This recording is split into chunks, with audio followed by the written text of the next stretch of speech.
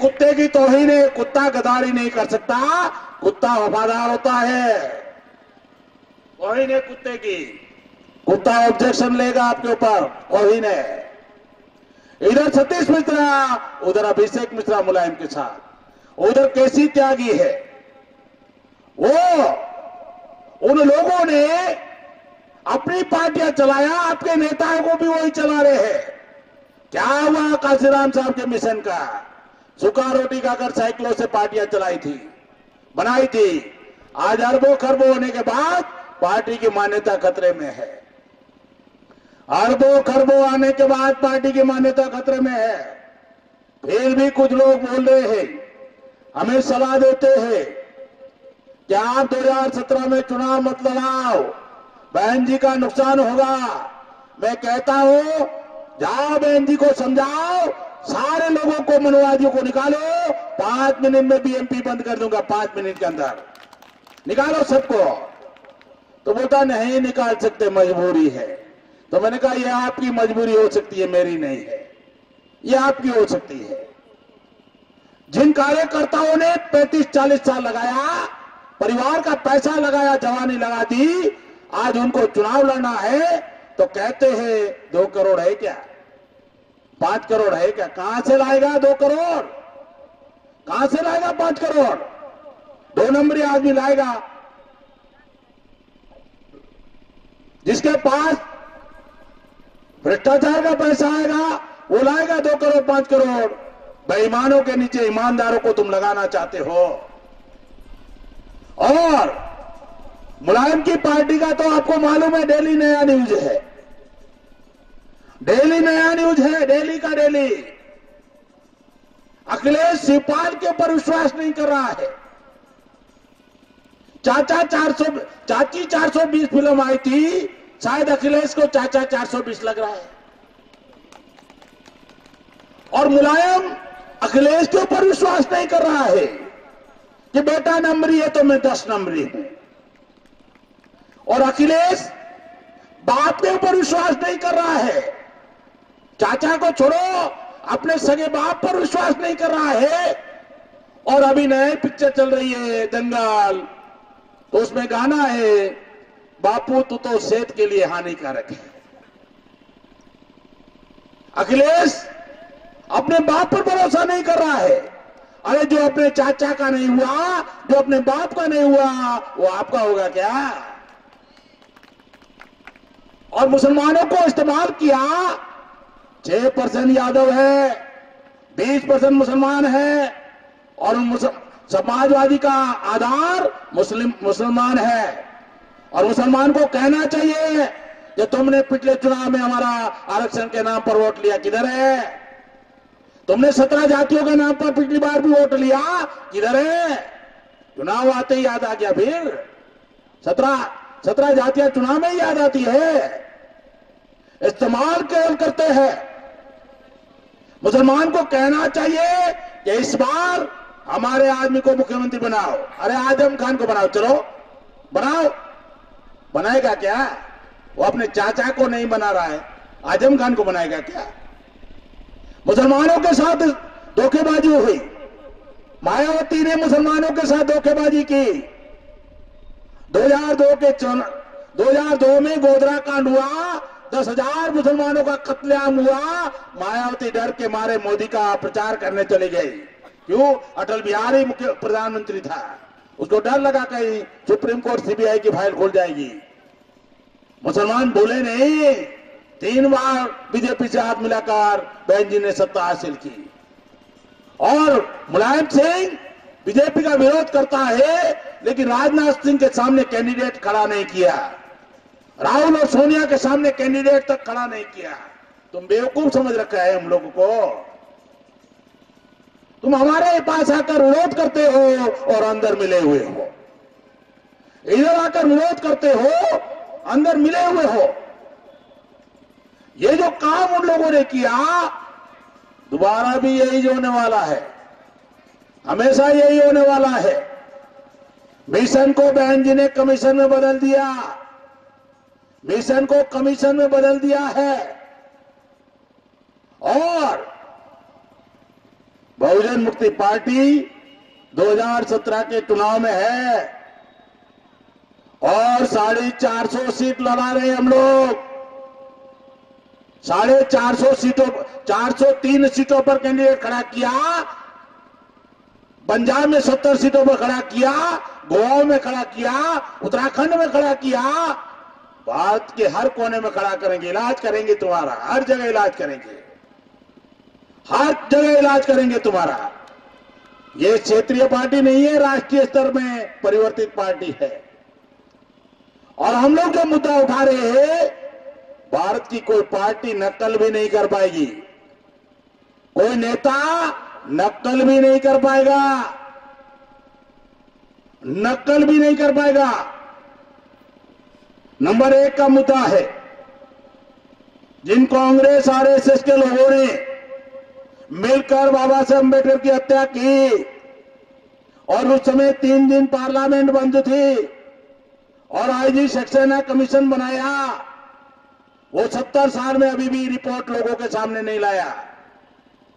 अगर बहन जी अम्बेडकरवादी बनती है, खुला चैलेंज है, राज्यसभा में मुद्दा उठाओ ना, बाबा साहब अम्बेडकर की हत्या का मुद्दा उठाओ। क्यों डर लग रहा है आपको? क्यों डर लग रहा है? बाबा साहब अम्बेडकर की हत्या किसने की? उठाओ मुद्दा। दूसरा मुद्दा है कि केंद्र सरकार, राज्य सरकारें हमारी बहन बेटियों की इज्जत और हमारे समाज के ऊपर होने अन्याय अत्याचार में रोकने में विफल हो चुकी है। गुजरात का किस्सा देखा, रोहित वेमुला का देखा, जहां प्रधानमंत्री लाचार दिखाई दे रहा है। केंद्र सरकार, राज्य सरकारें हमारे पर होने वाले जुल्म में, अन्याय अत्याचार में विफल हो चुकी है। इसलिए बहुजन मुक्ति पार्टी सत्ता में आएगी तो एससी, एसटी, ओबीसी और माइनॉरिटी को हथियारों का लाइसेंस देंगे। खुलेआम कह रहा हूं, पुलिस हो तो नोट कर लो, हथियारों का लाइसेंस देंगे। और ये कोई गुनाह नहीं है, संविधान में लाइसेंस लेने का अधिकार है। पैसे वाला आदमी लाइसेंस नहीं लेता क्या? 25-50 लाख रुपया है तो लाइसेंस ले सकते हो। हमारा आदमी के पास है नहीं, कहां से लाएगा? आत्म सुरक्षा का संविधान में अधिकार है। हम अधिकार लेने लायक नहीं है, अपनी सुरक्षा करने लायक नहीं है, हमारी बहन बेटियों की हिफाजत करने की स्थिति में नहीं है। इसलिए बीएमपी ने निर्णय बनाया, सत्ता में आते ही हथियारों का लाइसेंस देंगे। अब नकल करके दिखाए कोई पार्टी, किसकी औकात है नकल करे? भूमि आयोग बनाया जाएगा। इस देश में 52.5% ओबीसी के पास 4% जमीन है केवल। आदिवासी के पास ½ % जमीन है, शेड्यूल कास्ट के पास ½ % जमीन है। मुसलमानों की 6.5 लाख एकड़ जमीन वक्फ बोर्ड की जब्त हो गई भूमि अधिग्रहण के नाम पर। 60,000 करोड़ का रेवेन्यू था, जब्त हो गया और बजट 338 करोड़ का दिया। 6.5 लाख एकड़ जमीन जब्त हो गई मुसलमानों की। कोई मुस्लिम नेता की औकात नहीं है ये मुद्दा उठाए। मुलायम का छोड़ो, अरे मुसलमानों में किसकी औकात नहीं है ये मुद्दा उठाकर दिखाए।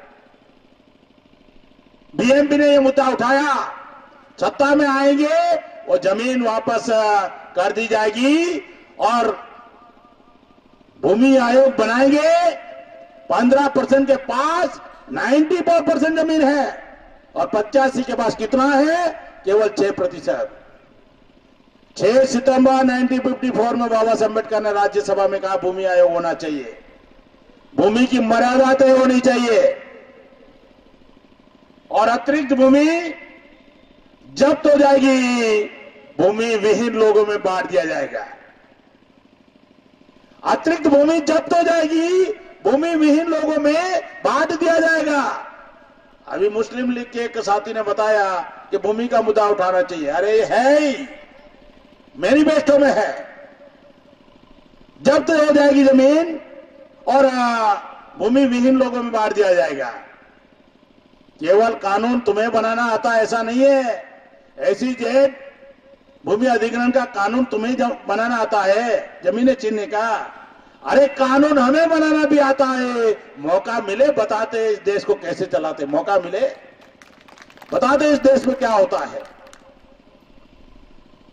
100% रिजर्वेशन होगा, 100% आरक्षण होगा, जिसकी जितनी संख्या उसका उतना आरक्षण होगा।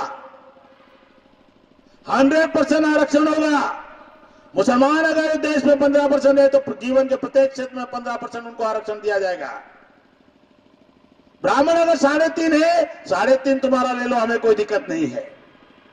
तुमने कब्जा किया हुआ 80-90% पर 100% आरक्षण देश में लागू होगा और समान शिक्षा का अधिकार होगा। समान शिक्षा का अधिकार होगा। कलेक्टर का बच्चा और मजदूर का बच्चा एक क्लास में पढ़ना चाहिए, तब पता चलेगा ना कौन होशियार है।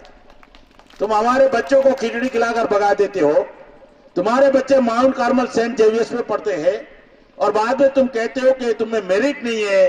अरे हमारा मेरिट कहां डेवलप होने देते हो, कहां मेरिट डेवलप होने देते हो। समान शिक्षा का कानून होगा।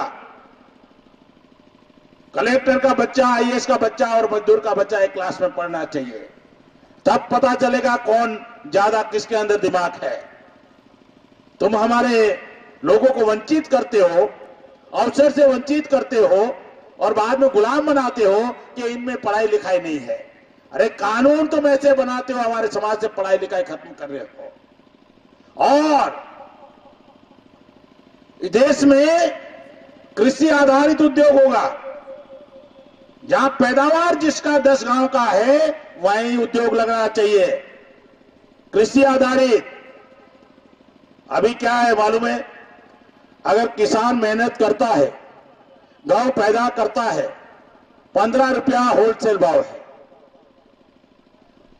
उसको कुछ भी नहीं मिलता। और वो गांव अगर पार्ले और ब्रिटानिया की कंपनी में चला गया, 350 रुपया किलो बिस्किट बन जाता है। किसान को 15 रुपया और कंपनी मालिक को 350। पसीना आपका, मेहनत आपका, मुनाफा उनका। और कितना? 200 गुना मुनाफा।